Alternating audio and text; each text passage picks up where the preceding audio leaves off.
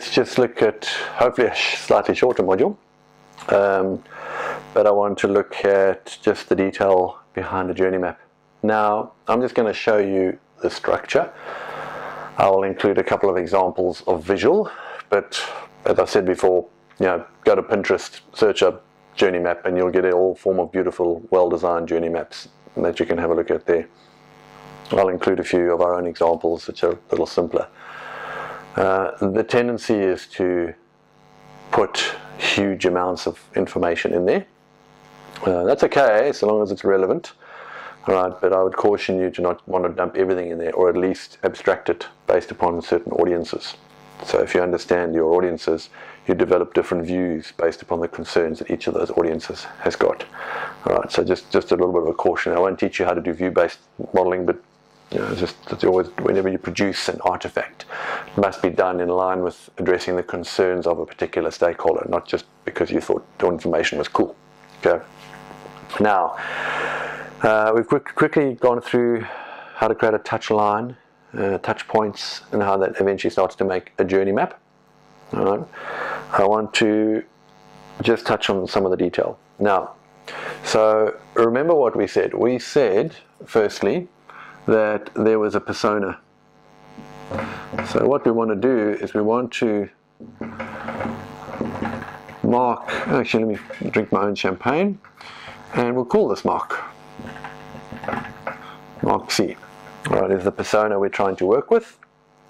And what we want to do is we want to break this journey up into a series of stages. So we could talk about the onboarding stage, or the customer stage, or the pre, during and post stage. However you want to break it down, there's what we refer to as stages. Okay, so we've got some stages, and let's be nice and general. This is before, during, and after.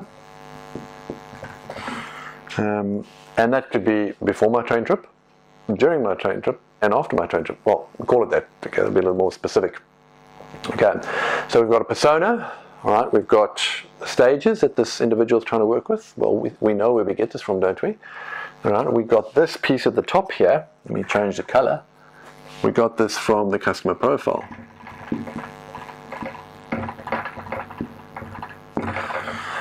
We also got it from our AEIOU. There's the user bit. Okay. We want to understand what this individual wants to achieve. So it's normally quite nice to put in, well, what's the goal that they're actually looking to achieve. So there is an overarching goal that they might want to work with, and they want to have a seamless experience driving to the city, whatever the case might be. So there's something of valuable language in which we identified previously. Okay, oh, I've rewritten that, but anyway, there we go.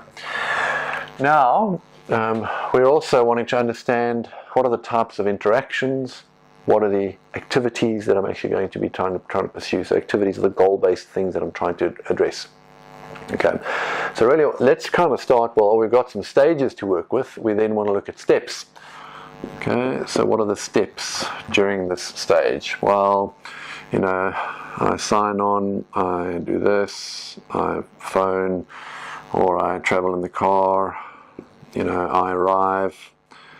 Then off the back of that, I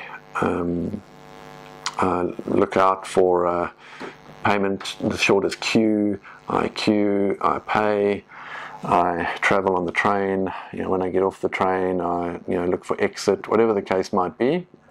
Right up to X, Y, and Z. So these are the types of steps that we now do across the broad stages, and those could be your moments. Right? Not all of them will be moments, because a moment can have quite a few steps in it.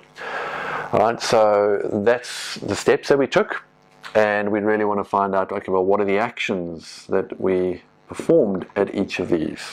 Okay, so there was a step here in which I was looking to top up my card. So I went and I topped up my card. Well, what are the steps? What are the actions that I'm actually doing in that particular? Say, well, I take the card, I check my balance, I check my. So it's actually just giving us slightly more detail each time, just so we can get a little more detail from the experience. So you don't have to do it at that level. Remember, I said different audiences. So you might want to start with, you know, just top level stages for a broad audience. You could start with just your steps for a slightly lower audience, or you could start with some underlying actions even for the low level audience that might have to code the software, for example. Okay. You also want to talk about what your actual touch points were. Okay, well, this one here was a billboard, this one was a magazine, this one here was a mobile app, etc., etc., etc. Okay, so we get an idea of whether it's physical or digital, that type of medium. Okay, it's also what you want to now begin to understand is, well, when you interacted with it, when you performed the action. Okay, now remember, this action is, it's the things that I'm trying to do. Okay, so yes, I'm trying to top up my card, I'm trying to do all the rest of it. So this is my intent. Alright, that's what I'm actually trying to achieve when I'm trying to do that action. What's the intent that I'm actually working with? But then in doing that, well, what was my experience? What actually happened? Well, I can now begin to have a look at an experience, and we can describe in words that there was a delay. Didn't read my card the first time that I did it, so we can start to talk around a few of those things. Now, what do those sound like? Pains and gains. All right. So you'll find that your pains and gains can actually begin to come in here, specifically from an experience perspective.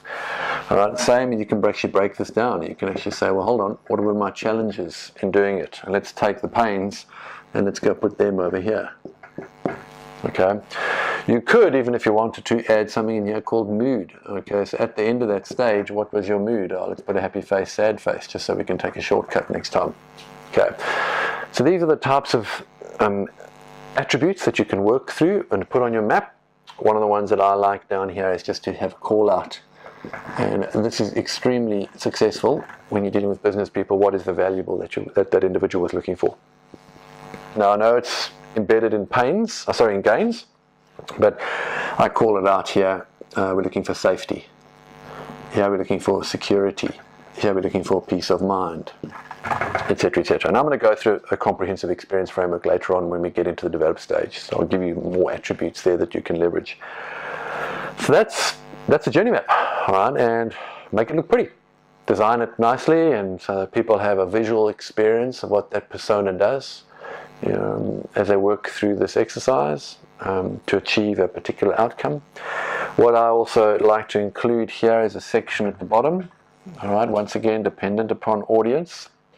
All right, remember we spoke about the hierarchies. All right, we'd actually want to have a look at, well, are there any products that I interacted with? What were the processes?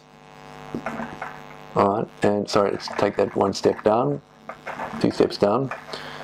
What was the service that I interacted with? Was there a product that this user interacted with? And what were the underlying capabilities in my organization? Now, that's stuff that normally I would know, I wouldn't necessarily get from my research data, but it's good to try and bolt it on here so that you can actually already at this early stage begin to understand the viability and the feasibility pieces. All right, so there's your journey map. I think that the time is right now for you to take the experience of the diary study and the empathy map that you did around the individual and who's catching the train, and to, ironically, document that individual's journey into a journey map using these dimensions. Okay. So some of you have no doubt completed that. Now you go and take that empathy map and carry it forward and see whether you can begin to plug it into this piece here. And also you're going to have to take your personas and plug that in as well. So really this is now where the rubber starts to hit the road to give us a more solid understanding of the persona and the journeys that this persona and experiences that this particular group of people have with our organization. Thank you.